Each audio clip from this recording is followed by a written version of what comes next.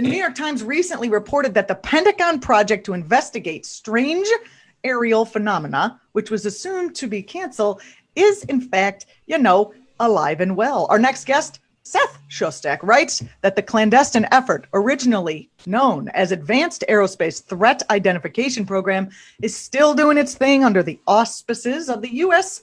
Office of Naval Intelligence. What should we take from this? Seth is here to tell us more. Seth, thanks for joining us today. Not at all, Julianna. Listen, I'm sure that, being raised in a stable, loving environment, you were probably told there's... Are you talking to me? I don't know. I am a media person. We do not have lives of stable... Anyway, go ahead. All right. Well, I was born in a stable... Anyhow. See, that's why you're a scientist, where you can concentrate and whatnot. Anyway, go ahead. Moving along. Well, there were three topics you were told by your parents you should never discuss amongst the general populace, and they were religion, politics, and sex. Now, I know that you don't talk about any of those on your show. Never. But there is a fourth that they neglected to tell me about, and that was UFOs. There is nothing that seems to be quite as, insightful in terms of, insightful, not in that sense, inciting as talking about UFOs. I get hate mail every day because of UFOs, and this story is about UFOs. It was in the New York Times about 2.5 weeks ago. It was on page A17. It wasn't on the front page, and it was exactly as you described in the intro, that the reporters had found that a supposedly canceled secret Pentagon project to investigate strange things in the sky was not dead. Reports of its death had been premature. It was still alive. And this was the most read article in the whole paper. For 4 days, this was the article. So I think that, the average, residents of Bayonne or wherever are going to be a little upset about the fact that here we are worrying about the COVID crisis, and we've got the political problems, and we've got all these other things to worry about. Meanwhile, the aliens are buzzing our airspace. Well, ain't that the truth? I didn't hear much about this. Does the news change the way you and other astronomers think about the search for extraterrestrial life? No. They think it should. I mean, the people who believe that the aliens are really here. And by the way, polls have been taken on that issue. Well, we've had you on the show before, and I want to hear this answer, but I always feel like you are, skeptical about aliens, but your whole job is to search for them. Explain this to me. Well, I mean, that's true, but I'm trying to think of an analog. Oh, okay. Suppose I were a cancer researcher, right? And I go every day into the lab, and we pour colored liquids from one test tube to another, and we inject this stuff into hapless animals or whatever. But then there are the people who think, no, all you have to do, what is her name? Stella Emanuel, right? She knows how to cure disease, and it doesn't require any of the things that Anthony Fauci would tell you to do. So should I be skeptical of that sort of thing? I think it's the same thing, right? I'm sure there are aliens out there. There are good reasons to think that they're out there. I just don't think they're here. I don't think you would be able to. They're there, but not necessarily here. There, but not here. There's a big difference. It's like saying, do you believe in, tigers? Yeah, but there aren't any in New York, as far as I know. You talk in your piece about possible government distraction to avert our attention away from these investigations. Can you say a little bit more about that, please? Well, that's what the UFO community thinks is going on. Ever since 1947, when there was that incident in lovely Roswell, New Mexico, the people who advocate the point of view that we are being visited say that, the reason you can't go down to the American Museum of Natural History and find an exhibit on this stuff is because the government is hiding all the good information, all the good, evidence. So what have they done? Because there hasn't been very much in the way of new evidence. They say, look, we could prove the fact that we're being visited if only the government would come clean, if only they would fess up and admit to the secrets they're keeping. So this story was big because they thought, finally, this is it. I've been waiting myself. I want to know. Seth Shostak from SETI, we're talking about, is the government, the military's always wanted to know about anything that can fly, right? So there are plenty of national security reasons for why they would continue this research. Trump has been cutting, research into any other kind of scientific stuff. Have you seen any difference under the Trump administration as opposed to other administrations around this kind of thing? Well, not too much, I have to say, because most of the scientists I work with, who are what are called astrobiologists, so they're interested in life in space, not 30,000 feet above your head, but on Mars or under the surface of Mars or some of the moons of Jupiter or Saturn. That's all NASA-funded research. So they write grants to NASA. If NASA thinks they're competent and that's an interesting subject, they'll give them some money. So the question you're really asking is, has the Trump administration cut the NASA budget? And the answer is no, actually not. I think that President Trump actually likes NASA. I'm not sure he understands too much of what it does, but he likes space. Space has a certain appeal to it, I think. We have some questions coming in from our Twitch page. The question from TWeb222, did the former Minister of Defense in Canada kind of blow the whistle about UFOs? Yeah.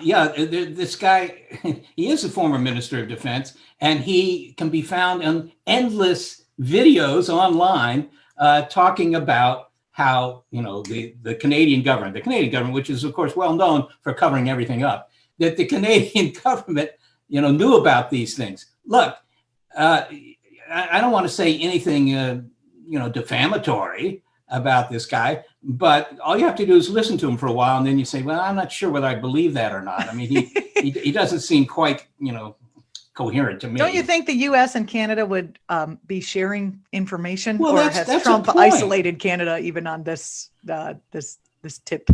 Yeah, no. That's an excellent point, right? Because if we were really being visited, I mean, you wouldn't want planes taking off from LaGuardia, every minute.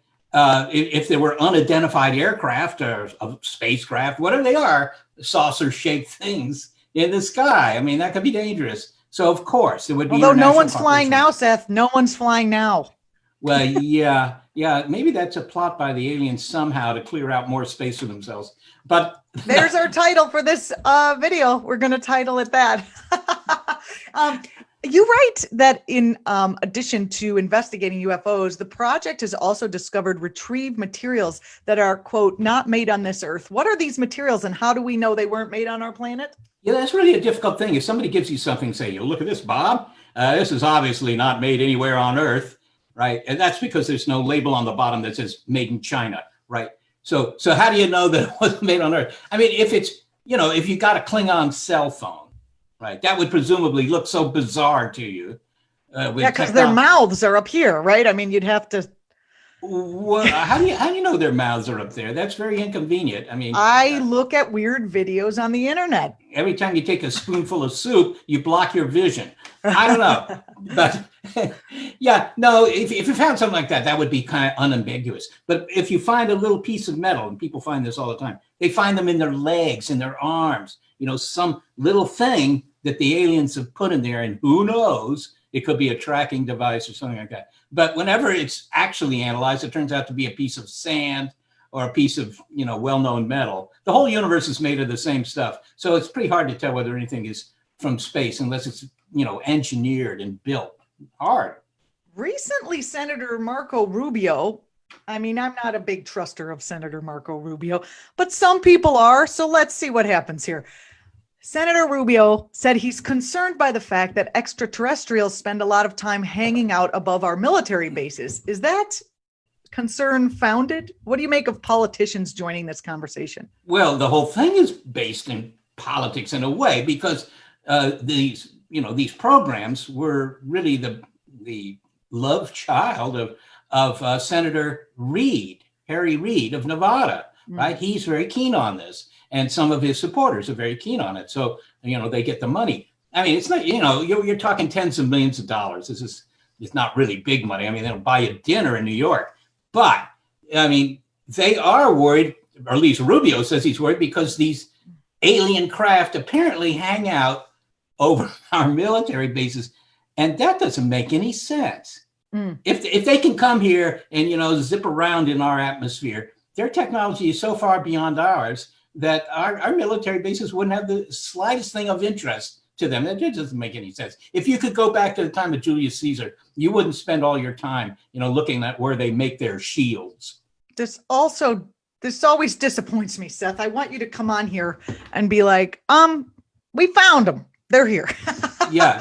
If that happens, I want to be one of the first people in line to get that interview. Okay. Can you promise me? Pinky swear with me. Well, listen, Juliana, you're not the first woman to say she's disappointed, but I would say that the problem is that it's hard to project if, when we might, find the aliens. But, as I've said here before, within 20 years, I think it's likely to happen. So that'll be a big story. That'll even drive most of the political stories off the front page, if there is such a new technology might. Yeah, that would be amazing. What a rest that would be a nice rest. What kind of, are there new technologies coming out that would allow us to kind of, go farther than we're able to right now? Is there anything you know about that's in the works? Oh, yeah. There's lots of good stuff. I mean, to begin with, there's simply the general advance of computing technology, something that makes a pretty soporific dinner table conversation, but it is relentless. And when you make the computers faster,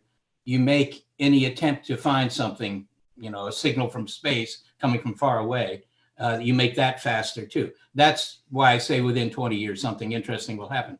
That's just the march of technology. But there are also, always things like, the Perseverance rover is on its way to Mars, and it'll get there in February. So keep that on your calendar. Ooh, okay. Well, it'll be an interesting story. So, it's about the size of an SUV. It's going to roam around the rusty, dusty surface of the red planet and pick up rock that it thinks there might be some dead microbes in here. It won't bring them back itself. It can't do that, but it will, sort of package them up and wait for the FedEx guys to go to Mars and then bring it back to Is that smart? Earth. Martian microbes. I mean, don't we already have a coronavirus? Don't you think that's a bad idea? The Arctic is melting. There's viruses in there. We're going to have to fight once they get out. Well, I don't know, Juliana. I think of all the things you could worry about, and there probably are a few, this should be last on your list. Look, Martian microbes. Yeah, because they don't know anything about earthly biology. They probably don't have any DNA or anything like that. I mean, they're about as infectious to you as the bricks in your building. As far as you know. Well, I mean, yeah, if I'm wrong, I will apologize. Oh my, what if they mate with, I don't know, chicken cells and make hey, how exciting though would that be?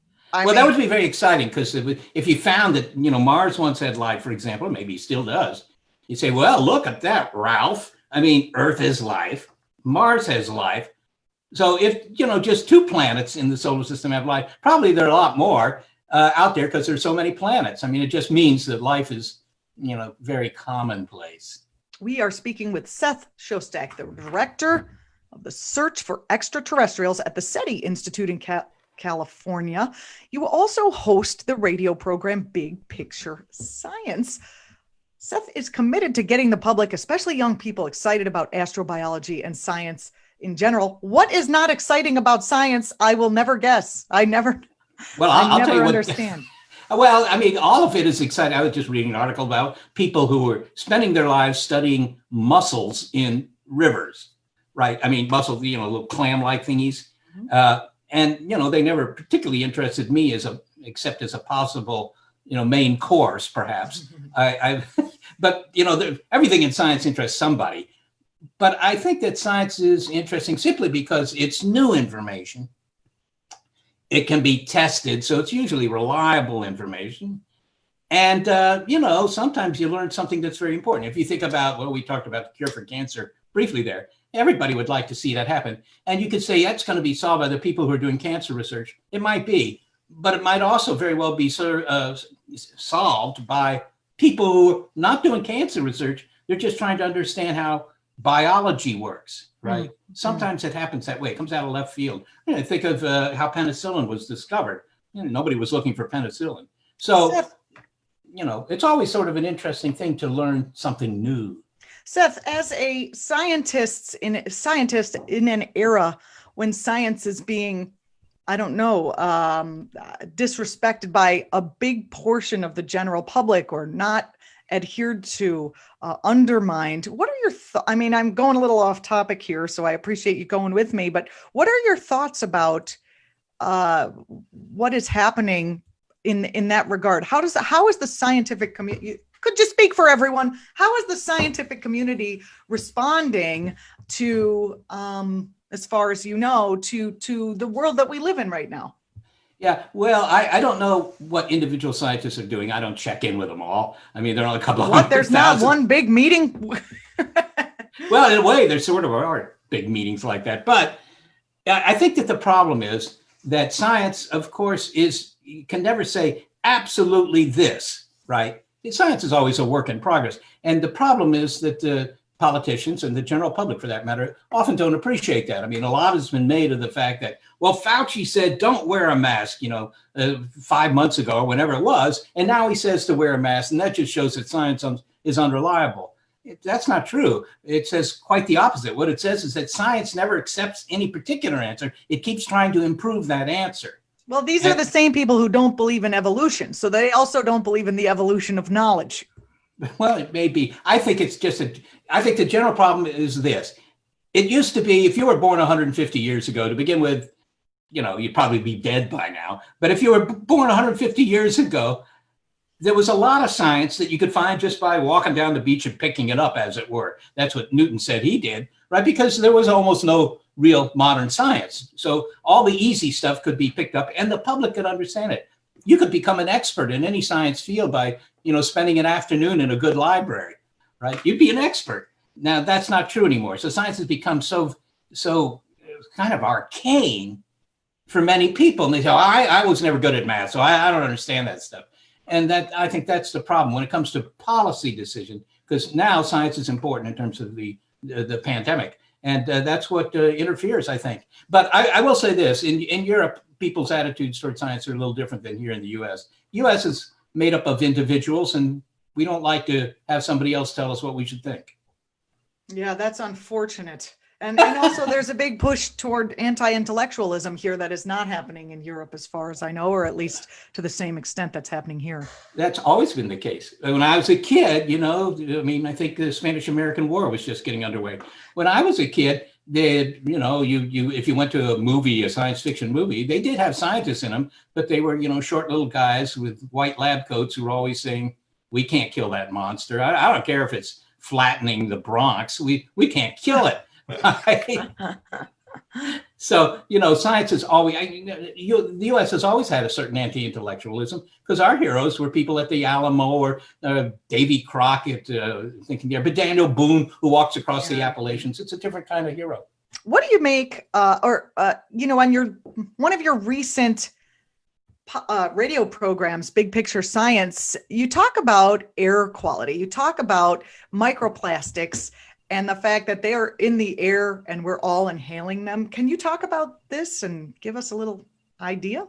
Yeah, you remember the musical Hair? You're probably not old enough to remember that. But the air, it's everywhere. Well, yes. It turns out this is kind of an interesting find, but we talked to some people who found that if you take some air, just take some air. We're on the air. We're sitting on it. You take some air, you look at it under a microscope. It turns out that there's, there are these little particles of plastic in it. I mean, there's all sorts of other stuff, soot from the trucks and all that. But there are also little tiny bits of plastic. They've been ground up, mostly, and they're in, open air rail cars or trucks or whatever, and they fly into the air. And the air, because they're so small and light, they're like, virus particles. They're just everywhere. So this plastic is raining down on you. I mean, everybody knows about the giant gyre of plastic in the Pacific. But these are little bits of plastic that are in that room with you right now, raining down on you. You're breathing them in. And the question is, yes, that's right. Is that good for you? Probably not. Probably not. But nobody really knows yet. But it's an interesting discovery. Any idea whether trees are filtering out the plastics as well? I doubt that they're filtering out the plastic. They're probably suffering from the plastic. In fact, all the trees in my house here are plastic. So they're probably contributing to the problem. Talk about how this pandemic is creating an experiment in cleaner air. I noticed that it's clearer, especially when I was in New York City. The sky was absolutely beautiful. The quality of light was even different. What are we learning here? Well, I don't know. There's a bunch of things, but you're right. If you look at photos of downtown, I don't know, New Delhi or places like that, where the air, or in China, where the air is always kind of semi-opaque because of the pollutants. Now you can finally see clearly now, right? Because the virus has come. Okay, well, what's the effect of that? It's hard to say. Maybe there'll be a lower incidence of certain respiratory diseases. The fact that there's much less traffic means that, for example, here in California, you're seeing all sorts of critters coming down from the hills and sort of reoccupying the place. Yeah, that's happening here too. Yeah, that's kind of nifty. I think that the most important consequence of it all is simply that it's kind of a real-time forced demonstration of what the planet would be like if we cleaned up the air. We cleaned up the air. This is what you would have good views in, New Delhi or whatever. Mm-hmm. Talk about the new coronavirus killing mask. How does it work? And can we all have one? Will this fix everything? What? Tell me. Oh, yeah. No, this was developed. Where was it? Which university? Well, anyhow, my brain is, as foggy as the air used to be, certainly this early in the morning. It's much earlier here than where you are. I appreciate you getting up. I can't even believe that you're here. It's wonderful. I can't believe it either. But yeah, this was a mask. I think it may have been Indiana University, but in any case, it's a mask that essentially has little bits of metal on it, or in it, right? Little tiny bits, right, of two kinds of metal. And it turns out, and anybody who took 7th grade science would actually know this, you put this mask on, and of course you're breathing, and of course there's a little bit of moisture when you breathe, all that, a little bit of spittle, whatever. And that moisture, which is mostly water, it interacts, but it's not ordinary water. It's it's salty or it's basic or acid, whatever it is. It interacts with those little bits of metal, and it turns the mask into a kind of battery. Now you don't notice that. You don't see people walking down the street and suddenly shaking violently and keeling over because they've been electrocuted by their mask.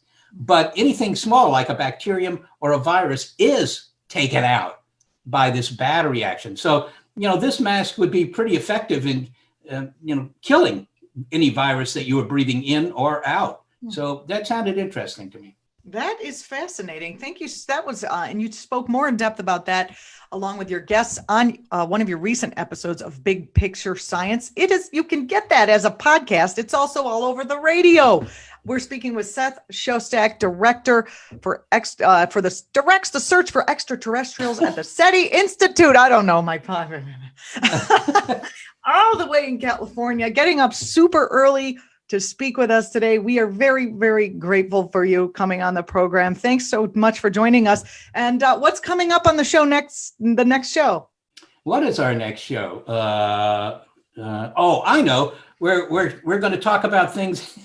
I don't listen to it myself. I wouldn't do that. No, it's actually going to be quite interesting. We're talking about people who, for example, go into these big deeps in the ocean, these very deep holes in the Pacific, for example, the Challenger Deep and the Marianas Trench and so forth, and what's down there. And the reason it's kind of interesting is there's kind of a conservation angle here. It turns out that there are companies who want to mine the bottom of the ocean, the floor of the ocean. Of course they do. Well, there's a lot of, I think it's manganese, little nodules of manganese down there. And manganese is fairly valuable metal. And you don't have to dig out a mountain to get to it if you can just sweep up the bottom of the floor. The bottom of the ocean. But the point is, if you do that, sounds bad. Well, you might be wiping out a whole ecosystem there that you don't really want to wipe out. Right. Oh, I'm sure there won't be any industrial accidents at the very bottom of the sea. Well, it won't have any effect on the food supply, the chain of life. I'm sure that'll be fine. Well, I look forward to tuning in to Big Picture Science to hear about how that's going to be okay. I'm sure there will be no untoward consequences. Maybe we could dial down the science so that we don't have the ability to do the things that destroy the earth. What are your thoughts? Well, I'm actually against that. There are people who think that science is a bad thing. I hear from them all the time. They say, "You guys, lay off." science is kind of an impartial activity. It's just the accumulation of knowledge. It's in the wrong hands. Well, yeah, but you could say that about literature too. And you wouldn't say, I would say that about literature. Yeah, right, exactly. And you probably wouldn't advocate, all right, I want you all to stop writing. Jesus' words. I would say that about those in the wrong hands. We've got. There you go. I mean, Joseph. There's our new podcast, Seth. Let's call it In the Wrong Hands. And we can discuss wide-ranging misuse of wonderful things by, people. Yes, mostly people. Seth Shostak, always a joy to have you on here. Thank you so much for being with us. I appreciate it. My pleasure.